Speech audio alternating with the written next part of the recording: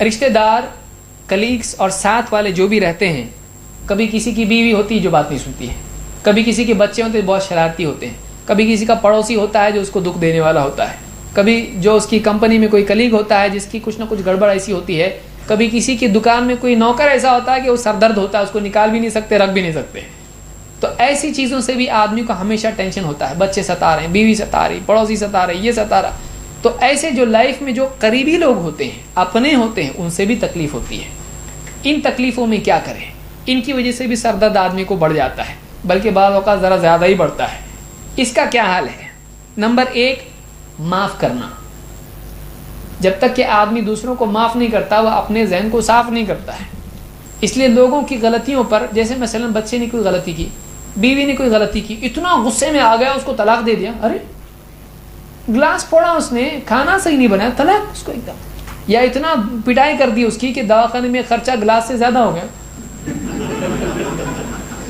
Glass ٹوٹا تھا، ٹھیک ہے، گلاس تو جڑا نہیں مارنے سے، لیکن اب کیا ہو گیا، ہڈی بھی ٹوٹ گئی، اس کا خرچہ ایکسٹرا.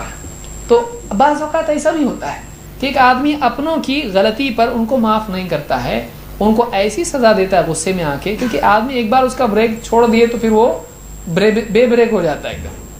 وہ گاڑیوں پہ لکھا ہوتا ہے، دیکھیے آپ سفر میں کریں، گاڑیوں کے ٹرک کے پیچھے دیکھیں، من کا بریک اتم بریک. کیا کیا لکھا ہوتا ہے، آل فال بھی رہتا ہے اس کے اوپر، دیکھو مگر پیار سے. تو بہت ساری چیزیں اس پہ ہوتی ہیں.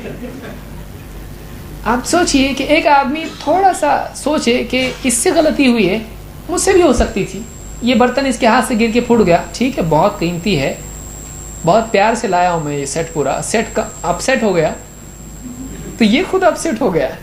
یہ سوچے کوئی بات نہیں، گلاس ہی تو ہے نا، کپ ہی تو ہے، کوئی بات نہیں ہے.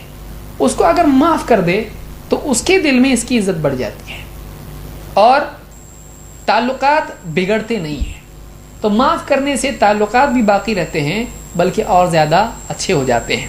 اللہ تعالیٰ فرماتا ہے وَلْيَعْفُوا وَلْيَصْفَحُوا، ایمان والوں کو چاہیے کہ وہ دوسروں کو معاف کریں اور ان کے ساتھ درگزر کریں، ان کو چھوڑ دیں، مطلب نظر انداز کر دیں. کیوں؟ اللہ تعالیٰ فرماتا ہے اَلَا تُحِبُّونَ أَن يَغْفِرَ اللَّهُ لَكُمْ، کیا تم یہ پسند نہیں کرتے ہو کہ اللہ تم کو معاف کرے؟ وَاللَّهُ غَفُورٌ رَحِيمٌ، اور اللہ بڑا مغفرت کرنے والا، رحم کرنے والا ہے.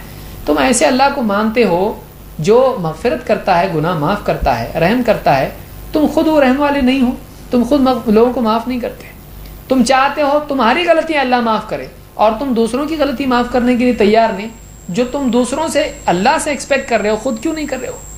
تم چاہتے ہو کہ غلطی معاف ہونا چاہیے تو میری معاف ہونا چاہیے. اللہ اگر اعلان ہو کہ کسی غلطی سب سے پہلے معاف ہونا چاہیے، پہلے جا کے لائن میں ہی کھڑے ہوگا اللہ کے تعلق سے کہ میری غلطی اللہ سب سے پہلے معاف کر دے.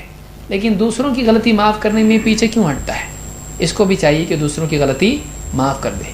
جب آدمی دوسروں کو معاف کرتا ہے، فلانا میرا دشمن ہے، معاف کر دیا، دل ہلکا ہو جاتا ہے. جب تک معاف نہیں کرتا اس کو پاؤں سے باندھ کے رکھے ہوئے ہے، گھسیٹتے گھسیٹتے جہاں بھی چل رہا ہے اس کے ساتھ جا رہا ہے. لیکن جب آدمی معاف کر دیتا ہے تو گویا کہ وہ اپنے پاؤں میں سے وہ ناٹ کھول دیتا ہے.